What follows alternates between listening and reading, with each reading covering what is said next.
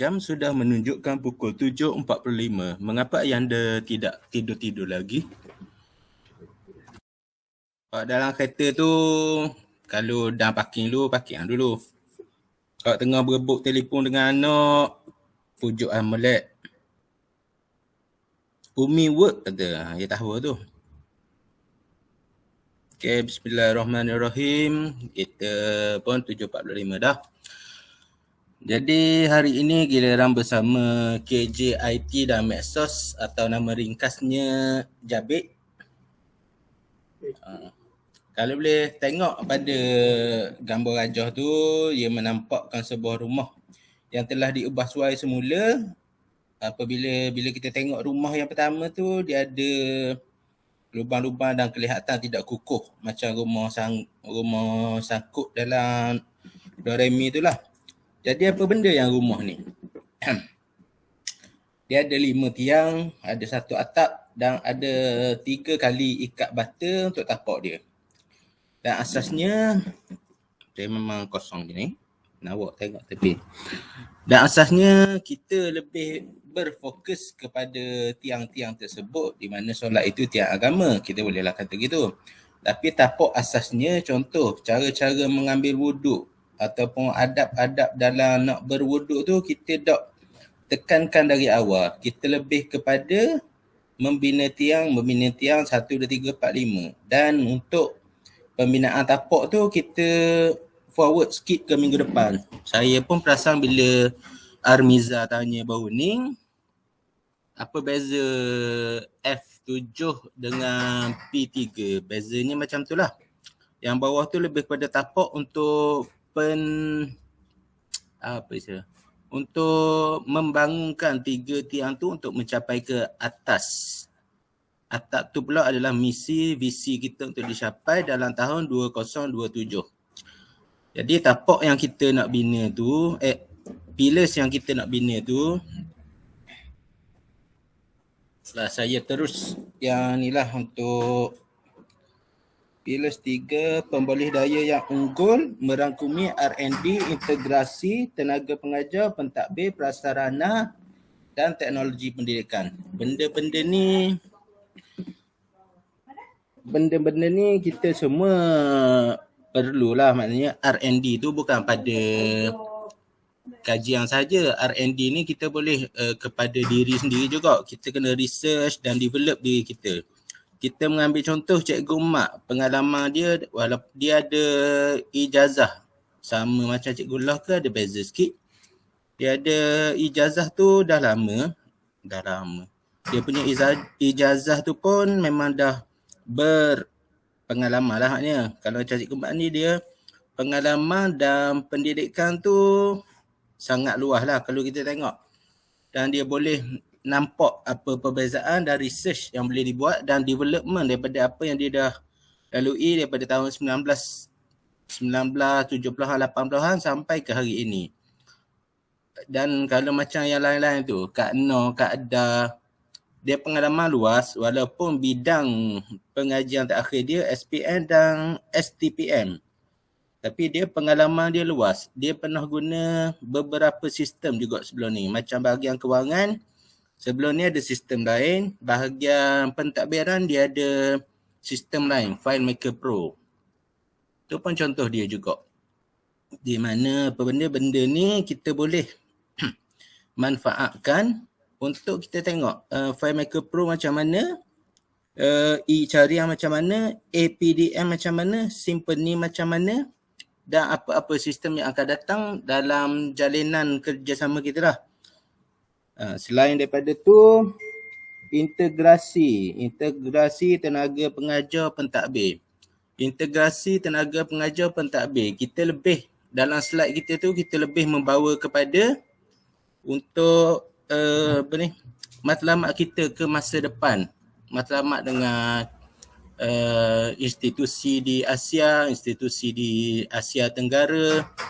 Tapi kita dah ambil daripada asas tapak di mana kita perlu menjadi feeder kepada sekolah-sekolah yang berhampiran. Contoh, dalam slide-slide yang kita buat start daripada 2017, kita tak ada.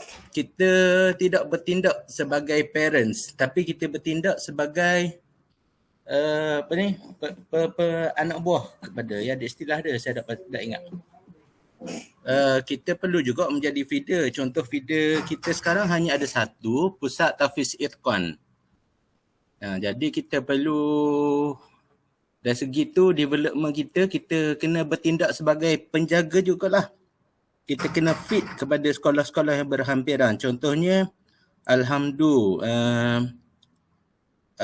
Darul Taqwa, apa semua dah, sebab kita dah buat kerjasama rasmi. Kerjasama kita bila ada promosi, kita hantar surat, kita nak buat. Jadi kalau boleh, peringkat research and development, kita tengok research peringkat kita macam mana, development sekolah dia macam mana untuk kita adapt kepada MTT, dan kita akan jalinan kerjasama dengan anak buah kita, dengan sekolah-sekolah yang di bawah daripada kita sebagai feeder untuk dimasukkan ke MTT daripada umur 4, 5, 6 tahun masuk ke MTT. Daripada Pusat Tahfiz Irfan tu memang ada, tapi tu dari segi tahfiz dia okey. Dari segi akademik dia masih kurang lagi. Jadi kita kena menjadi sebuah sekolah yang parent kepada, saya masuk. Kita kena menjadi sebuah sekolah yang akan membantu perkembangan pelajar-pelajar dari sekolah lain, di samping kita akan menjadi anak kepada sekolah lain dalam kerjasama kita. Maknanya kita berada di lapisan yang tengah, membekalkan dan menyediakan pelajar. Kita membekalkan pelajar untuk ke peringkat yang lebih tinggi, dan kita menyediakan pelajar daripada peringkat rendah untuk ke peringkat yang lebih tinggi. Dan dari situ barulah skop pool kita lebih luas, pool pelajar kita lebih luas, pool pekerja kita lebih luas. Bila kita buat macam tu, mana pelajar-pelajar kita pun akan kena MTT daripada awal. Bila kita buat kerjasama macam tu, maknanya sekolah dia tu boleh promosi berkaitan MTT tiap-tiap tahun. Okey, awak lepas ni, walaupun dia tak jemput penceramah daripada MTT, dan kita tak cakap berkaitan, kita tak cakap pun berkaitan MTT. Tu dari segi itulah research and development. Selain pada tu, kita lebih ke arah jalinan kerjasama rangkaian strategik, dan yang pasti sekalinya kena inilah pembelih daya yang unggul. Kita baca sekali lagi. Pembelih daya yang unggul merangkumi R&D, integrasi, tenaga pengajar, pentadbir, prasarana dan teknologi pendidikan.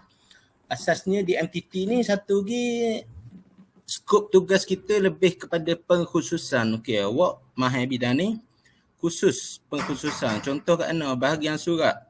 Daripada tahun bila ke tahun bila. Jadi pengkhususannya sebenarnya kadang-kadang dia ada baik, ada buruk. Pengkhususan yang baik, dia boleh hadam bidang tugas dia. Pengkhususan yang buruk menimbulkan rasa jemu dan tidak berdisiplin. Bukan disiplin, dia tidak akan menimbulkan rasa untuk meneruskan minat tu, dia kurang sikit.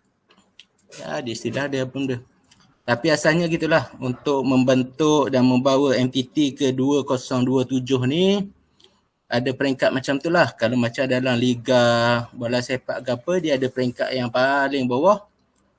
Lepas tu dia akan naik. Selain pada, kita lebih kepada, satu lagi kita lebih kepada, kita nampak kepada lawatan penanda aras. Lawatan penanda aras. Bila penanda aras ni, dia akan menjadi satu skop yang lebih luas lah. Tapi sebenarnya kita boleh je pergi sebagai seorang scout, macam scout untuk pencarian bakat tu, kalau macam dalam bidang sukan tu. Jadi kita akan scout apa sekolah-sekolah ni yang boleh deliver. Apa yang sekolah-sekolah ni boleh buat. Kita pergi scout ke sekolah Alhamdulillah. Macam mana penyediaan pelajar dia. Pelajar dia untuk peringkat sekolah. Kita boleh pergi scout ke Pusat Tahfiz Irfan. Macam mana suasana pembelajaran dia. Dan paling mudah sekali kita boleh scout ke dalam kelas. Maknanya kelas dalam mana ni, kita tengok kat mana kurang, kat mana lebih, kat mana ada apa-apa masalah yang berkaitan. Jadi kita tengok di kalangan belajar kita apa yang kita boleh perbaiki. Dan yang paling penting tu dari segi prasarana dan teknologi pendidikan dan R&D. Doa sudah bersedia, jadi asalnya saya rumuskan macam tu lah. Maknanya kena tanamkan dalam diri tu untuk mencapai dan research and development pada diri kita sendiri dulu. Allah, kita dengar bacaan doa dulu. Wassalamu ala asyrafil anbiya wal mursalin wa ala alihi wa sahbihi ajma'in. Ya Allah, sesungguhnya Engkau Tuhan kami dan Islam sebagai agama kami dan Nabi Muhammad sebagai Nabi dan Rasul kami. Ya Allah, ya Tuhan kami, tambahkanlah kami ilmu dan rezekikan kami kefahaman. Ya Allah, bukakanlah ke atas kami hikmat-Mu dan limpahkanlah ke atas kami khazanah rahmat-Mu. Wahai Tuhan yang Maha Pengasih, lagi Maha Penyayang. Ya Allah, ya Tuhan kami memohon kepada-Mu rezeki yang luas, ilmu yang bermanfaat, dan amalan yang diterima. Ya Allah, lapangkanlah dada kami, permudahkanlah urusan kami, rungkaikanlah simpulan dari lidah kami, supaya mereka faham perkataan kami. Allahumma inna na'udzubika minal barasi wal jununi wal juzami wa min sayyi'il asqam. Rabbana atina fid dunya hasanah wa fil akhirati hasanah wa qina adzabannar.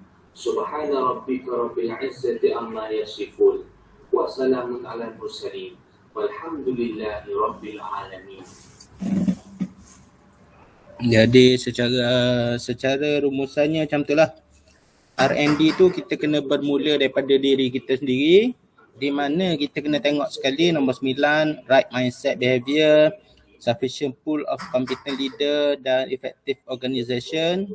Dan kita research and develop diri kita sendiri untuk menjadi yang lebih baik dalam mencapai visi 2027.